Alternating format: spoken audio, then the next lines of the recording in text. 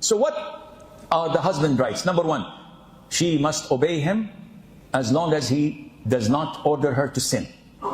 And obedience in Arabic is always specified bil ma'roof, in kindness and in decent manner. What is ma'roof? So the husband is not Simon. Simon says, stand on one leg for half an hour. So he comes home and says, don't speak. Just stand on one leg for 1 hour, half an hour. And she says, Wallah, Allah, I have to obey him. No, you don't have to. This is not ma'roof. This is not in kindness and decent manner. So when should I obey him? You must obey him when it is related to his rights. For example, he loves long hair. You want to cut your hair very short. Haram. Why? It's my hair. Yes, but he's your husband. And you are obliged to look good for him. He says, I don't want you to eat onions or garlics. Why? You know why. Duh. But if he says to you, I don't want you to eat apples, are you obliged to obey him? No. You can eat apples, you can eat oranges. Obeying him is not his rights. It doesn't help him. It doesn't benefit him. There is no harm from it. Likewise, if a woman, and lots of the women have a problem swallowing this. It can't go down their throat easily. Why would I obey him? He's just a man. And men, they stink. They're bad. They're idiots. They come with a long list of insults. Well, let it be known that the status of man to his wife is unmatched, not even with the parents. Oof. I should obey my husband more than obeying my parents? Yes. If your father tells you something and your husband tells you something else, who should you obey? The husband. Definitely. Nobody disputes in this. The Prophet says, alayhi salatu wasalam, if I were to order someone to make sujood to someone else, I would have ordered a woman to make sujood for her husband. Wow. Shows you how important the husband in his wife's life. The Prophet saw alayhi salatu wasalam, a woman, and he said to her, who's this man with you? She says, he's my husband, the Prophet of Allah. He said, how are you with him? She said, I try my level best to obey him and make him happy. So the Prophet said, well, be careful. He's your Jannah or your hellfire. Whoa. This is from the Prophet straight. He, if you make him happy and satisfied and you obey him, will be your Jannah. But if you don't, he will be your hellfire. He will make you go to hellfire on the day of judgment. And we have less than 10 minutes, correct? So I'll wrap it up because I have so many things. I wrote this while remembering my wife. So that's why it's too long. Number two, one of the husband's rights, important rights, is to protect your honor. And this is what real Muslim women do. They protect your honor. She would never cheat on you or disgrace you or bring anything that would tarnish your honor. And she would protect and safekeep your wealth and your children. Allah says in the Qur'an, so righteous women are devotedly obedient, guarding in the husband's absence what Allah would have them guard. They protect you when you travel, when you go, they preserve their chastity. Number three, one of the rights of the husband is that the woman takes care of herself and beautifies herself. This is a form of worship. Lots of the sisters work on their bodies, on their diet. They go to the gym or practice and work out in the home to have a good physique to please their husbands. Wallahi, they're working out with this intention is ibadah. And they're being rewarded as if they're doing night prayer. But some of the sisters fail to see this. And they lose weight, they lose focus. So many sisters come in the counseling sessions and Sheikh, my husband is always criticizing my weight and he's doing this, he's doing that, and I can't stand that anymore. I said, okay, how much do you weigh? She says, only 110 kg. What? Is he married to an 18-wheeler? 110 kg? That's a lot of weight. And how tall are you? She said, 58, 60, 158 centimeters, almost 5 foot. That's a lot of weight. You let yourself go. Okay, sometimes you're lost in life, too many kids, working in the house. But now, this is a fork of the road. The husband, I sit with him and I speak to him. I said, Sheikh, I can't. Seriously, I can't. I tried my level best. She's a good woman. I love the life we had together, the children. But I can't. This is not in my hand. So what should we say? Either he goes to haram or gets married again. Third option, take care of your body and hit the gym. So this is in your hand. You have to take care of yourself, and this is a form of worship. Number 4, women must stay home. Allah mentioned in the beautiful verse number 33, surah number 33. Yani this is a perfect number, 3333. You will never forget this. What does Allah say in this ayah? وَقَرْنَ فِي بُيُوتِكُنْ. Allah is addressing the mothers of the believers, the wives of the Prophet, where He says, subhanahu wa ta'ala, and abide in your houses and do not display yourselves as was the display of the former times of Jahiliyyah. Allah says, abide in your homes. So you may go out when needed. When your husband allows you to do so, no problem. But as we see women nowadays having their own cars, and every day they have to at least go 2-3 times. Where? Well, I'm fed up. I just want to go and drive around. This is not Islamic. I said, Sheikh, why? I said, because Allah told them to stay home. You want to go and buy something from the grocery shop that is needed? No problem. You want to go and visit your mom and he allows you? No problem. But just to go and be on the road. And some of the brothers called me, Sheikh, my wife left yesterday after bickering and fighting at 2 a.m. and she came only the following day.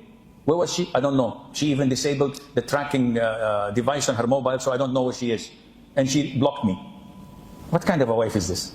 Are you a real man? One of the brothers said, my wife left home for 4 days. She checked into a hotel, and I don't know what was happening. For 4 days. Yeah, who's the man? Who's wearing the pants? He said, she is. Okay, I'm sorry. I even asked. No, there is red lines that cannot be crossed. Number 5, she should not allow anyone to enter your home without your permission.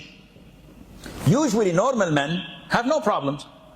I have no problem at all, whomever goes into my house. My wife doesn't call me, says, I want to bring a friend, I have visitors. No, this is normal, 99.9%. Even going out, my wife has an open permission.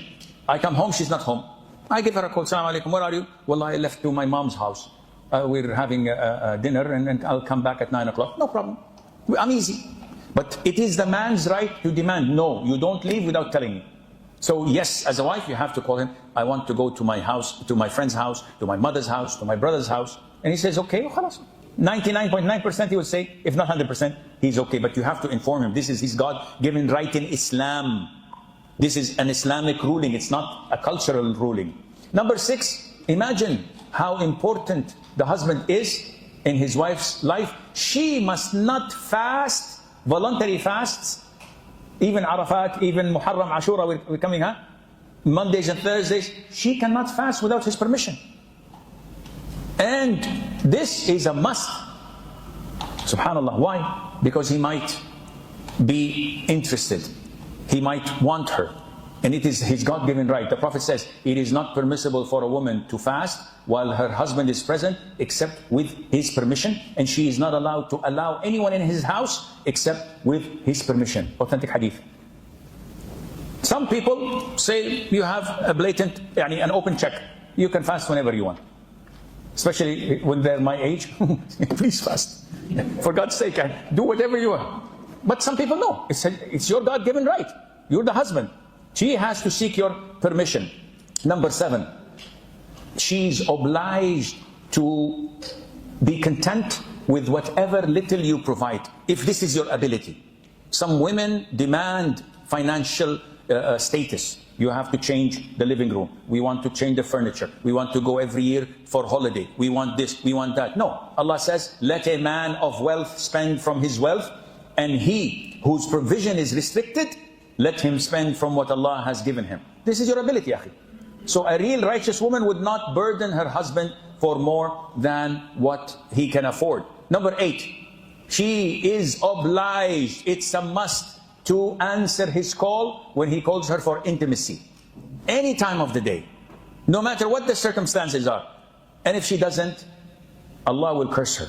The Prophet says, when a woman goes to bed abandoning her husband's right of intimacy, the angels curse her until she comes back. And when the angels curse, do you think Allah will respond or not? Of course. It's a serious thing. Yes, if there is hardship, if there is harm, if she's sick, if she's unable, yes, she has a legitimate excuse. But what is your excuse? Well, I don't feel like it. Yesterday I told him, take me to my father's house to visit. He refused, so I'm punishing him. Khalas, get ready for the curses of the angels. Number 9, to take care of upbringing his children. And this is the main reason, one of the main reasons of a man marrying. When you marry so that your wife would take care of your children and teach them Islam, teach them Qur'an, teach them prayer, because you're out there trying to make a living and secure their future. You can't be as well teaching them. So she has to take care of this. Number 10, she has to take care of treating his guests, his parents, his relatives in a nice way.